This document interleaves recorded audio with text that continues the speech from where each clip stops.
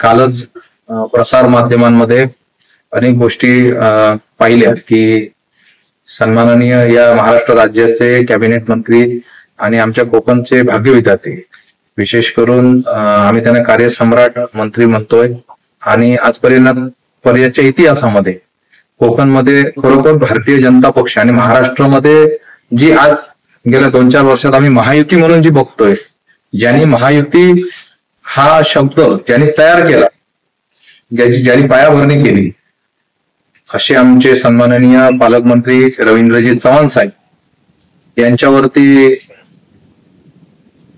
माजी मंत्री रामदास कदम यांनी एक आगळीवेगळी भाषा सन्माननीय चव्हाण साहेबांच्या बद्दल बोलली. विशेष म्हणजे मी माझ्या आयुष्यात किंवा कोणावर टीका टिप्पणी केलेली नाही आहे आणि करणार नाही, परंतु ज्यांच्यामुळे कोकणामध्ये आज भारतीय जनता पक्ष किंवा महाराष्ट्र राज्यामध्ये महायुतीची सरकार ज्यांच्यामुळे बसलाय, त्या व्यक्तीला जर कोणी वाईट शब्द वापरत असेल, अपशब्द वापरत असेल, तर महायुतीचा एक घटक म्हणून आणि भारतीय जनता पक्षाचा एक कार्यकर्ता म्हणून मी भारतीय जनता पक्षाचे संपूर्ण जिल्ह्याचे कार्यकर्ते, युवा मोर्चाचे कार्यकर्ते, सर्व प्रतिनिधी आणि महाराष्ट्र राज्याच्या युवा मोर्चा तर्फे हा जाहीर निषेध व्यक्त करतोय. कारण हा जाहीर निषेध का व्यक्त करतोय की रामदास कदम हे आमच्या महायुतीतले एक कार्यकर्ते आहेत. कदाचित रामदास कदम यांना माहिती नसेल की महायुतीची सुरुवात या महाराष्ट्रामध्ये कशी सुरुवात आणि कोणी केली. त्यांनी आपल्या नेत्यांकडनं ती माहिती घ्यावी. कारण ज्या शब्दामध्ये त्यांनी काल चव्हाण साहेबांवरती बोलले आहेत, तर युवा मोर्चा म्हणून महाराष्ट्रामध्ये सगळीकडे निषेध व्यक्त केला जातोय, परंतु आपल्याच घरामधील वाद चव्हाट्यावर आणण्याची पद्धत आपल्याकडे नाही आहे. भारतीय जनता पक्ष हा सुसंस्कृत पक्ष आहे आणि इथे कोणतीही गोष्ट वाईट खपवून घेतली जात नाही. हा संघांचा पक्ष आहे, संघ परिवाराचा आशीर्वाद असलेला पक्ष आहे. सन्माननीय चव्हाण साहेबांवर वाईट पद्धतीने बोलून रामदास कदम यांनी आपली पातळी खालावलेली आहे. मला असं वाटतं की मागच्या काही वर्षापूर्वी 10 ते 15 वर्ष स्वतः ते PWD खातं स्वतः सांभाळत होते जुन्या शिवसेनेमध्ये असताना. तर जो काय विकास म्हणा किंवा रस्त्याचा प्रश्न आहे, हा कित्येक वर्षाचा प्रलंबित आहे. आज सन्माननीय चव्हाण साहेबांनी जेव्हा बांधकाम खातं आपल्या हातीत घेऊन 1.5-2 वर्ष झाली, त्यानंतर त्यांनी पनवेल पासून, रायगड पासून माणगाव, रत्नागिरी आणि सिंधुदुर्ग हा जो पट्टा आहे, हा जास्तीत जास्त लोकांना कसा चांगला होईल, सुलभ होईल याची खात्री त्यांनी घेतलेली आहे. दरवर्षी त्यांनी गणेश चतुर्थीच्या अगोदर जास्तीत जास्त रस्ता पूर्ण होण्यासाठी मला वाटतं सन्माननीय केंद्रीय मंत्री गडकरी साहेबांच्या माध्यमातून हा रस्ता लवकरात लवकर कसा पूर्ण होईल याची त्यांनी ताकद लावून कार्य केलेलं आहे.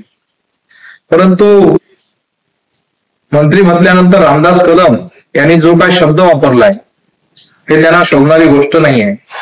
आणि रामदास कदम यांनी वारंवार असे शब्द वापरले तर आम्ही कोकणात म्हणा किंवा अखंड वेळ पडला तर महाराष्ट्रभर याचा निषेध हा जोरात होईल. या संदर्भात आजची पत्रकार परिषद होती.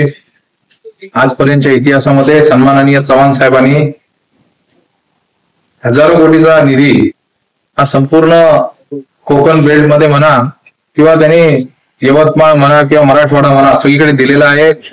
आणि आज मला असं वाटतं आजपर्यंतच्या इतिहासामध्ये PWD मध्ये एवढा मोठा निधी चांगल्या प्रकारे आणण्याचं कार्य सन्माननीय चव्हाण साहेबांनी केलेलं आहे. मला असं वाटतंय की आजच्या संपूर्ण या घटनेचा आम्ही सर्वजण निषेध करतोय. सन्माननीय चव्हाण साहेबांवर ह्याच्या पुढे सुद्धा बोलायचा प्रयत्न केला कदमाने, आम्ही जशाच तसे उत्तर त्यावेळी देऊ. म्हणजे त्यावेळी आम्हाला कोणताही विषय हातात घ्यावा लागला तरी चालेल, परंतु आम्ही आमच्या नेत्यांवर कुठलीही गोष्ट खपवून घेणार नाही. आणि विशेष करून चव्हाण साहेब म्हणा किंवा राणे साहेब हे कोकणचे भाग्यविधाते आहेत, परंतु चव्हाण साहेबांनी जे आजपर्यंतचे कार्य केलंय त्याबद्दल जर प्रश्न उठवायचा प्रयत्न केला तर मग त्याचे परिणाम खूप वाईट होतील. एवढंच मी तुम्हाला आपल्या पत्रकार बंधूंच्या माध्यमातून सांगतो. आम्ही महायुतीचे एक आम्ही घटक आहोत आणि महायुतीच्या घटकामध्ये महायुती तोडण्याचं कार्य किंवा महायुतीमध्ये आग लावण्याचं कार्य रामदास कदमांकडनं सुरुवात झाली असं मला असं वाटतंय.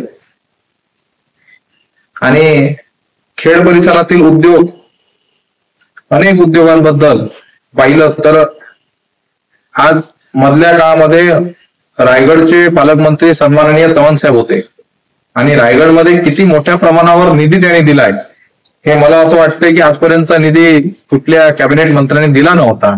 रायगड, रत्नागिरी आणि सिंधुदुर्गमध्ये जो विकासाची जी छाप पाडली आहे ती सन्माननीय चव्हाण साहेबांनी पाडली आहे. त्यामुळे रामदासजी कदम यांनी आपलं बोलणं आवर्त घ्यावं, त्यांनी महायुती म्हणून शिंदे साहेबांकडे बोलणी करावी. असंच आम्ही एक छोटासा कार्यकर्ता म्हणून आज ही पत्रकार परिषद घेण्यात आली आहे. तुमचे मित्र आणि जिल्हा उपाध्यक्ष संजू परब यांनी आता जी भूमिका मांडली की आम्ही महायुती म्हणून कुठल्याच तयारीवर बसणार नाही, याच्याच कुठे करणार नाही, त्यांच्याशी तुम्ही सहमत आहात का? 100%. आम्ही सर्वजण भारतीय जनता पक्ष चव्हाण साहेबांना मानणारी लोक आहोत, कार्यकर्ते आहोत. त्यामुळे महायुती म्हणून तडजोड ही जोपर्यंत चव्हाण साहेब सांगत नाहीत तोपर्यंत महायुती म्हणून आम्ही बैठकीला बसणार नाही.